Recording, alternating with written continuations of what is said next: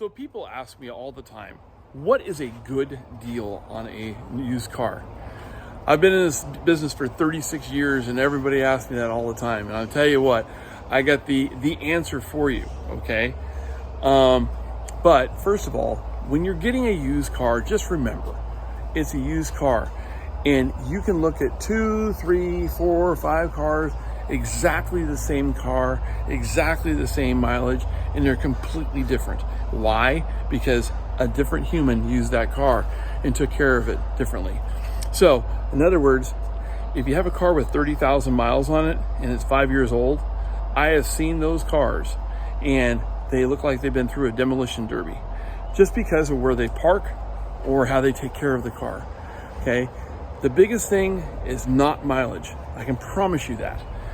The way to get your best deal on a used car is, and I can tell you this right now, this is all experience and everything that I've done over the years, is look for a car that's a late model, okay?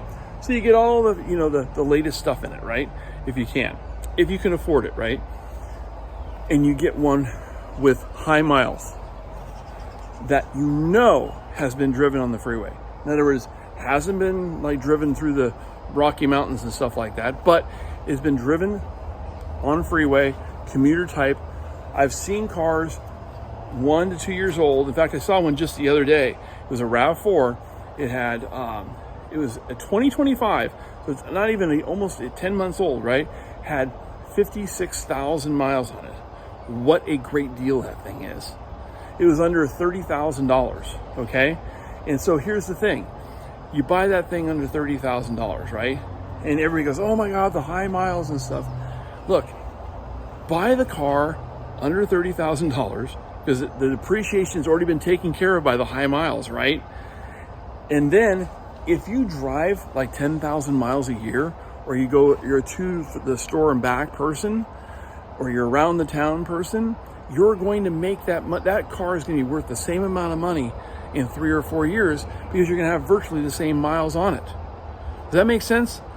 If you drive a lot of miles, okay, like you're a commuter like me, the best thing to do is get one with high miles on it. Why? Because then your depreciation's already been taken out. You're not using your depreciation. If you buy a car with 0 miles and you drive it for 5 years and you put 150, 200,000 miles on, you're going to eat it in cost, right? You're going to eat it. That car's going to be worth nothing when you trade it in. But if you have a car with 56,000 miles on it and you buy it for $29,500 and you trade it in 5 years later with 100,000 miles on it, guess what? It's probably going to be worth about the same amount of money. It's crazy, but it's true. And that is how you beat the game and you win. So just remember, always, always, always, always, if you're buying a car with 56,000 miles, always buy a full bumper-to-bumper warranty on it up to 120,000 miles. Then you have no issues, okay? If you want to watch more videos like this and get more knowledge, see John Groth at 40 Cars.